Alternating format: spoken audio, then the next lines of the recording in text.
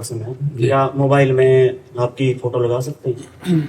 हाँ, वो तो सभी को अपने प्रियजनों की फोटो लगाते, कोई अपनी लगाता, कोई अपने प्रियजनों की लगाता है। कई बार हाथ जूठे होते हैं जैसे, और कई बार फोन उठाना पड़ जाता है, कोशिश करते हैं ना उठाएं फोन, लेकिन कई बार वैसे कोशिश इसलिए करो क्योंकि वो फोन जब आप लेंगे फिर इसके बाद क्या क्या कार्य करेंगे तो सब जूठा हो जाएगा। जूठे हाथ से या सोच के हाथ से मोबाइल नहीं छूना चाहिए, क्योंकि वो पवित्र जगह में भी हम जाएंगे, मंदिर में भी जाएंगे तो मोबाइल हमारी जेब में होगा, और कोई बात हुई तो उस समय भी छू सकते हैं। तो मोबाइल ऐसा चीज है कि हर समय साथ रहता है, तो उसको पवित्र रखना चाहिए। अब ये तो नहीं कि टोटी के नीचे मिट्टी लगा के मांझ के दो तो उसको छुओ ही मती। शौच जैसे लेटरिंग में है, लोग मोबाइल नहीं, शौच के समय मत छो यार, इतनी देर चैन से कम शौच तो हो लो यार, चैन से हर समय मोबाइल। भोजन पाया, नाम जपते हुए पाओ, और हाथ धोए आचमन किया, फिर मोबाइल उठा लिया। अगर कहीं उस समय भोजन के समय कोई इमरजेंसी फोन है तो बायां हाथ पवित्र रखा जाता है, इसीलिए बाएं हाथ से भोजन थोड़ी किया जाता है, दाएं हाथ से किया, एक ही हाथ से हो जाता। वो तो जो अज्ञानी लोग नहीं जानते दोनों हाथ से ऐसे, नहीं तो एक हाथ से अभ्यास डालना चाहिए। एक हाथ पवित्र है, मोबाइल बाएं हाथ से उठा के बातचीत कर लो, रख लो। क्यों दोनों हाथ से पाते हो? महाराज जी, संसार में तो सभी जैसे उसमें तो दोनों रोटी भी दोनों से तोड़ेंगे। नहीं नहीं, वो एक अंगूठे में कम दम है क्या? ऐसे तोड़ के पाए जाते। महाराज जी, एक चम्मच से ही सब्जी जाएगी निवाला के अंतर। तो एक रोटी पा कौराओ, फिर चम्मच से सब्जी ले ले ऐसे अच्छा, दोनों हाथ हमारा बचपन से आदत है दोनों हाथों से। नहीं, सुधारनी चाहिए। बाएं हाथ का प्रयोग ना करें जहां तक हो सके। देखो संतों की पंगत में एक हाथ से ही आपको पाते मिलेंगे। जो पवित्र धर्माचरण तो एक हाथ से ही पाए। हम लोगों को बचपन में सिखाया गया था, बायां हाथ थाल में नहीं लगा सकते, ऐसे ही पाना, ऐसे ही पाना है। पानी है तो छोटे गिलास में डाल के दाएं हाथ से पानी पियेंगे, पर बाएं हाथ से उस गिलास में डाल, मतलब ये हाथ पवित्र रखा जाता है, बायां हाथ पवित्र रखा जाता है। हाँ, प्राय वैसे कोशिश करो सब लोग दाएं हाथ से भोजन पाने का अभ्यास करो। बायां हाथ सहयोग में रहे, कि जैसे कटोरे में 4 लोगों के बीच की सब्जी का रखा है तो उससे सब्जी इसमें डाल लें अपनी थाल में, लेकिन पाए दाहिने हाथ से ही, बाएं हाथ से ना पाए, बहुत अच्छा रहेगा। बायां हाथ पवित्र रखें। शरीर को स्वस्थ रखने के लिए भी अलग अलग भोजन पाना चाहिए, और धर्म की पुष्टता के लिए भी अलग अलग भोजन पाना चाहिए, और दाहिने हाथ से अधिकतर पाना चाहिए। और भोजन के पहले हाथ धो लेना चाहिए, सैनिटाइजर करके हाथ धो लेना चाहिए, तब भोजन पाना चाहिए। क्योंकि हम क्या क्या कार्य करके आए, कहाँ कहाँ से हमारे हाथों में जीवाणु हैं, तो उनको जैसे सैनिटाइजर कर लिया और फिर हाथ धोया। अरे इतनी फुर्सत किसको है? स्वस्थ रहने के लिए इतना तो करना चाहिए, भोजन के पहले तो करना चाहिए। हाथ को जो है चाहे साबुन से या सैनिटाइजर से धो के अच्छे से, फिर प्रसाद पाना चाहिए। आशीष जी गोरखपुर से। महाराज जी, आपके चरणों में कोटि कोटि प्रणाम। महाराज जी, शुद्ध प्रेम का स्वरूप क्या है, और ये श्री जी से पूर्ण रूप से कैसे हो? जैसे प्रेम आप पूज्य भाई जी, पूज्य राधा बाबा करते हैं, वैसा प्रेम रस की प्राप्ति कैसे? वैसे पहली बात है कि शुद्ध प्रेम की चर्चा ही नहीं हो सकती। अनिर्वचनीयम प्रेम स्वरूपम सूक्ष्मतरम अनुभव स्वरूपम प्रतिक्षण वर्धमानम। प्रेम प्रतिक्षण वर्धमान है। अभी जो देखा, फिर अभी देखा, फिर अभी देखा, वो बढ़ता जा रहा है। तो इस प्रकार उसकी चर्चा नहीं हो सकती। अनिर्वचनीयम प्रेम स्वरूपम, वाणी की सामर्थ्य नहीं कि प्रेम की चर्चा कर सके। अब उसके बाहरी स्वरूप का वर्णन जो किया जाता है वह है स्थूल शरीर, सूक्ष्म शरीर, कारण शरीर, तीनों मायाकृत हैं। हमारा स्वभाव बदल जाए, हमारा अंतःकरण बदल जाए, हमारे शरीर की चेष्टाएं बदल जाए। शरीर की चेष्टाएं श्री कृष्ण अनुकूलेन प्रतिकूलस्य विसर्जनम, भगवान के अनुकूल आचरण होने लगे। मन संकल्प विकल्प करे भगवान की सेवा का, बुद्धि निश्चय करे एक सत्य वस्तु भगवान ही है, चित्त चिंतन करे जिस सत्य वस्तु का निश्चय किया गया उसी का, और अहम उसी के दासत्व में परिणित हो जाए, हमारा यह स्वभाव बन जाए रात दिन उनका स्मरण करना। तो स्वभाव कारण शरीर, मन बुद्धि चित्त अहंकार सूक्ष्म शरीर, और इंद्रियों सहित ये स्थूल शरीर, तीनों जब प्रभु के चरणों में समर्पित हो जाते हैं, तनुवांग मनोभीर अमलई सोहम तो वाचिता, शरीर वाणी कर्म मन और स्वयं सब कुछ भगवान को अर्पित हो गया तो अहम में भगवान का आसन बैठ जाता है। जो अभी अहम है वो मैं चिल्लाता है, मैंने ये किया, मैंने वो किया, उस समय अहम भगवत स्वरूप हो जाता है और नेत्रों में प्यारे की मूर्ति बस जाती है जिससे हम प्यार करते। पी मूर्ति नयनन बसे ते ही रस रहाय समाये, ये लक्षण सुन प्रेम के और न कछु सुहाय, और न कछु सुहाय, फिरे अपने रस मातो कुटुम देहते जाए, छूट सब ही विधि नातो, जहां जहां पिए की बात सुने खोजत तिन गैनन, हित ध्रुव छिन छिन ले प्रेम जल भरी भरी नैनन। प्यारी जू और प्यारे जू उसके नेत्रों में बस गए। अब उसको देह से, कुटुंब से, परिवार से, संसार से तनिक भी राग नहीं रह गया। वो अपने प्रीतम के विषय में सोच सोच करके रोता रहता है, उसे कुछ अच्छा नहीं लगता, नहीं खान पान ते भावे है, नहीं कोमल वसन सुहावे है, सब विषय लगे ते खारा है, हरि आशिक का मग न्यारा है। सुने न काहू की कही, कहे न अपनी बात, नारायण व रूप में मगन रहे दिन रात। विरह कमंडल कर लिए बैरागी दो नयन, मांगत दरस मधु करी छके रहत दिन रैन। रात दिन भगवत स्मरण में डूबे हुए, न किसी की सुनना, न किसी से बोलना, अपने प्रीतम में, और ना अपने लिए कोई चाहत। लोक परलोक कल्याण मोक्ष इसकी कोई परवाह नहीं। धर्म न अर्थ न काम रुचि गति न चहो निर्वाण, जन्म जन्म रति राम पद यह वरदान नान। ये बाहरी रूप प्रेम का है। प्रेम की क्या दशा होती है वो वही जानता है जिसके ऊपर होती है। ये तो केवल बाहरी लक्षण की गदगद कंठ अश्रुधारा बह रही, हा प्रियाजू, हा लालजू, हा प्रीतम, ये बाहरी बात है। अंतर में उसके क्या होता है, अनिर्वचनीयम प्रेम स्वरूपम, वो तो केवल प्रेमी ही जानता है, दूसरा नहीं, क्योंकि अनुभव स्वरूपम, अनुभव के द्वारा ही जाना जा सकता है। तो नाम जप के द्वारा, लीला गायन के द्वारा शरीर की सारी चेष्टाएं भगवान को अर्पित हो, मन बुद्धि चित्त अहंकार भगवान को अर्पित हो, स्वभाव भगवत स्वरूप भजन करने का बन जाए, इसी से प्रेम की प्राप्ति होती है। यही विशुद्ध प्रेम है। और जैसे ये कि अपने लोग हैं तो अपने लोग किसी साधन बल से प्रेम प्राप्त नहीं किए, उनकी कृपा बल से उन्होंने हमारे चित्त को घसीटा, तो उससे अपने ये कह दे कि हमने ये साधना की तो ये प्रेम प्राप्त हुआ, ऐसा नहीं। उन्होंने कृपा करके घसीटा और चित्त को अपना दासत्व प्रदान कर दिया, बस ये बात है। महाराज जी, जैसे मेरा बल तो कोई काम नहीं करता, जब से आपको सुनने लगा हूँ, श्री जी से दो ही बात मांगा है कि नाम जब किसी भी स्थिति में ना छूटे, और हर समय आपके चिंतन में डूबा रहूं, यही श्री जी से हमेशा मांगा है। और उस भोगों से मुझे हमेशा दूर कर दीजिए जो मुझे आपसे दूर करता है। ये दो चीज मांगा है। लेकिन महाराज जी अंदर से वो चीज, मतलब श्री जी सब सुन रही, सब कर रही, लेकिन वो प्रेम जो चाहिए वो नहीं आ पा रहा। आपको करना पड़ेगा। नाम में इतनी सामर्थ्य है कि सब शिकायतें दूर हो जाएंगी। पहले नाम जप करो, पूर्व पाप नष्ट हो। नाम जप आगे चल करके जो प्रकट होने वाली दुर्वासनाएं अंतर में छिपी हुई उनको भस्म करेगा। जब हृदय निर्मल होगा तो भगवत प्रेम अपने आप आ जाएगा। धैर्य पूर्वक इस मार्ग में चलाया जाता है। उक्ताए हुए पुरुष को कोई भी सिद्धि प्राप्त नहीं होती है। सातु दीर्घ काल निरंतर सत्कार सेवितो दृढ़ भूमि, जो दीर्घ काल तक निरंतर आदर के सहित अपने साधन को करता रहता है वो सिद्ध पुरुष हो जाता है। तो अभी तो कुछ चंद दिन हुए हैं, अनंत जन्मों के हमारे मलिन मन में थोड़ा संस्कार बनने लगा, कहीं न कहीं भोगों में अरुचि और प्रिया प्रीतम में रुचि आ रही है। तो ये बहुत बड़ी बात है। हम धीरे धीरे चलते रहे, उबे ना, उकताए ना, निराश ना हो, धैर्य पूर्वक एक एक कदम बढ़ाते चले जाए। हम अभी शरीर छूटे तो अभी भगवत प्राप्त है, क्योंकि हम प्रभु की शरण में प्रभु का नाम जप कर रहे हैं, प्रभु के लिए आचरण कर रहे हैं, तो उसकी चिंता मत करो। लेकिन प्रेम ये तो उनकी कृपा से होगा। जब कृपा करेंगे तब हमारे हृदय में उनके प्रति आसक्ति पैदा हो जाएगी। प्रभु के प्रति आसक्ति का ही नाम प्रेम है।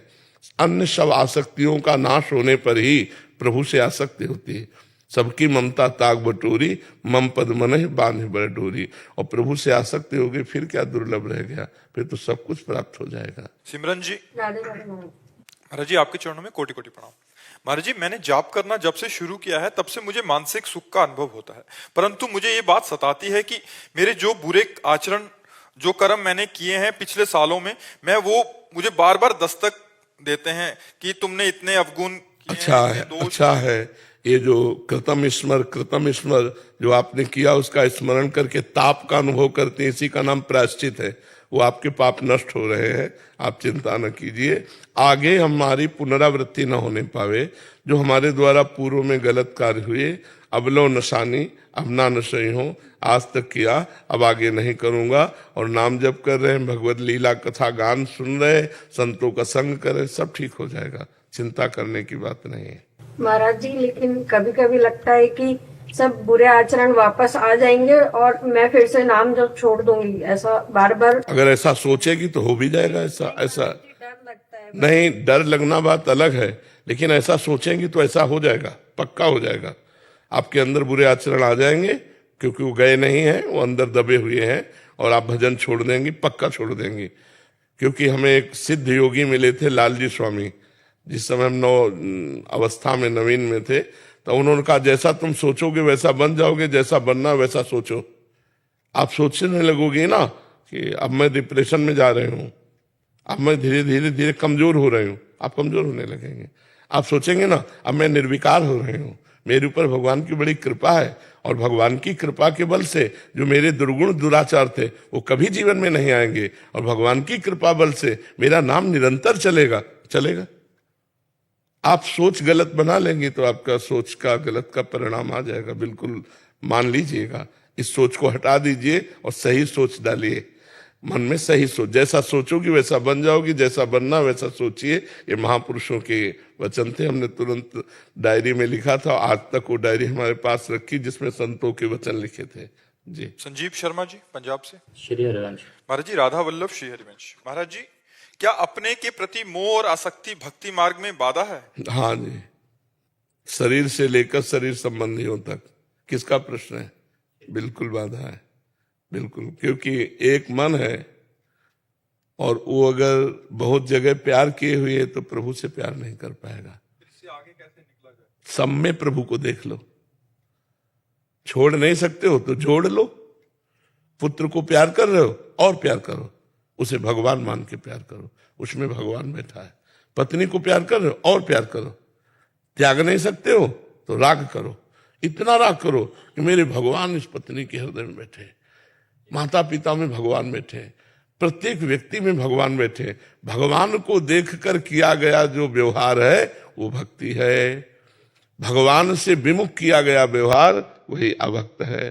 तो जो भगवान से विमुख होकर हम मान रहे हैं कि मेरा पुत्र है, मेरी पत्नी, मेरे पिता है, मेरे माता है, तो फिर भगवान ही कह रहे जननी जनक बंधु सुतदारा तन धन धाम सुहृद परिवारा सबकी ममता ताग बटोरी। सबकी ममता ताग बटोरी मम पद्म नहीं बांध बर डोरी। सबकी आसक्ति मोह हटा लो और मेरे चरणों में समर्पित कर दो।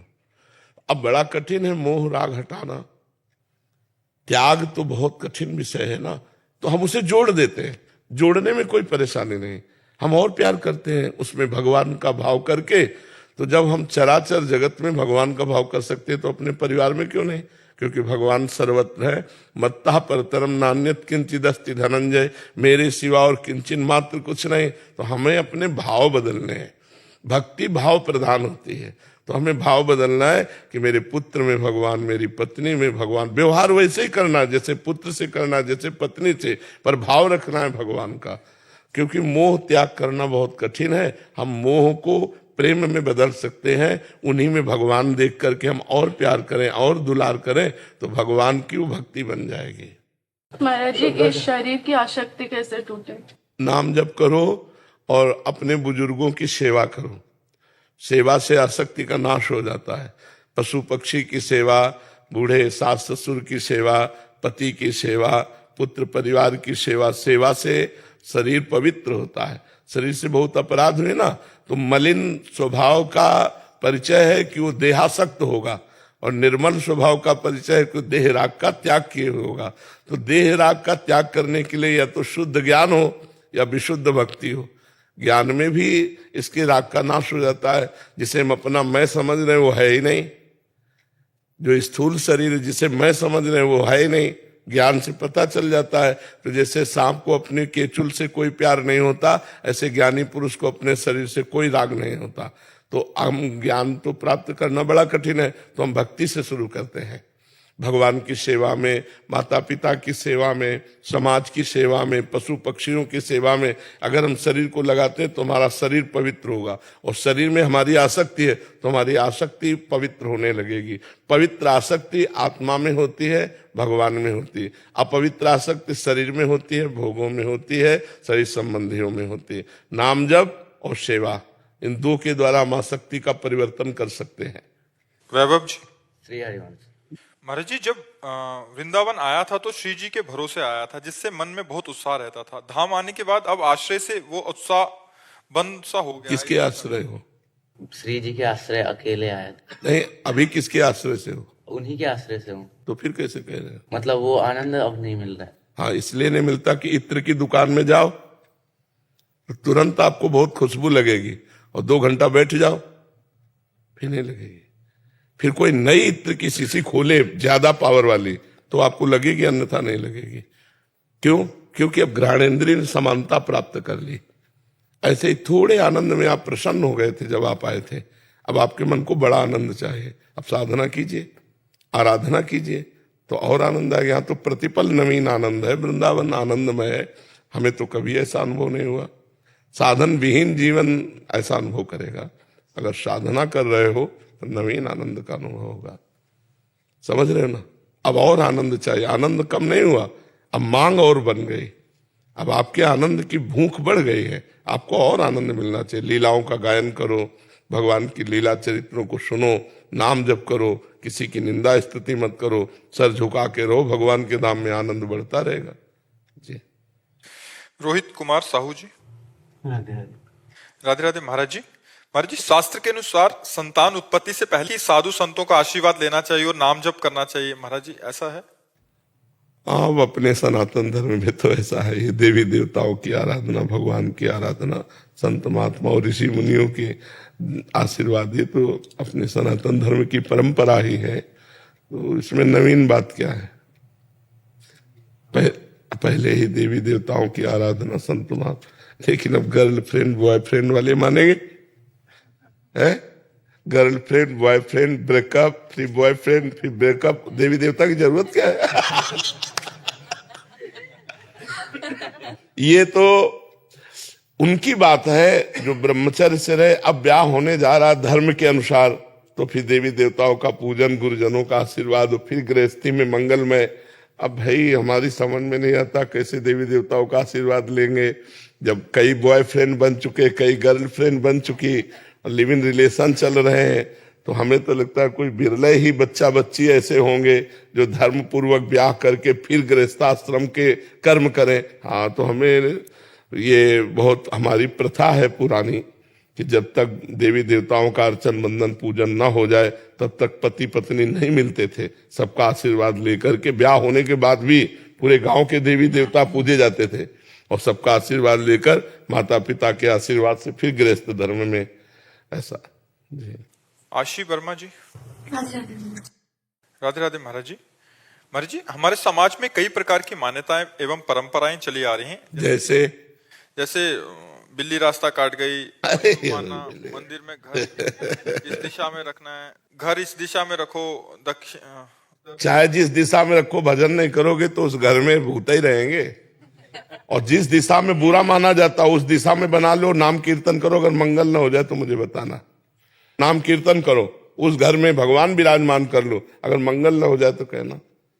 और बिल्ली रास्ता काट गई तो क्या उसमें कुछ भी करे? हाँ, बिल्ली तो बिल्ली, कोई बबर शेर हो तो ये भी है कि रास्ता काट के खड़ा है, काट खाएगा। ये यूके से आए हैं तो हम आपके पास आने लगे थे, तो रास्ते में जब गाड़ी स्टार्ट की तो बिल्ली रास्ता काट गई। तो आ गए ना। मैंने इनको बोला बिल्ली काट गई, कहते हमारे यूके में तो सब पास में रखते हैं। तो बिल्कुल बिल्कुल तो खिलाते पिलाते और उसके साथ कहते मेरा बिल्लू मेरा बिल्लू। बिल्कुल उसके साथ ना प्यार करो तो वो गुस्से हो जाती मेरी बेटी। हाँ, तो ये आप मत सोचो कि बिल्ली रास्ता काट गई या किसी ने छींक दिया। नहीं, अब वो गाड़ी में बैठे नहीं जा, उसने छींक दिया, उसको जुकाम है, छींक हो गई। अब वो बेचारा खड़ा है कि यार छींक हो गई, अमंगल हो गया, ऐसा कुछ नहीं। जब ऐसा लगे ना तो भगवान का नाम स्मरण करो, मंगल भवन अमंगल हारी, परम मंगल होगा, मंगल हो ही नहीं। देखो बिल्ली रास्ता काट गई, कोई नुकसान तो नहीं हो, बेचारी उतनी सामर्थ्य का नुकसान कर दे बिल्ली।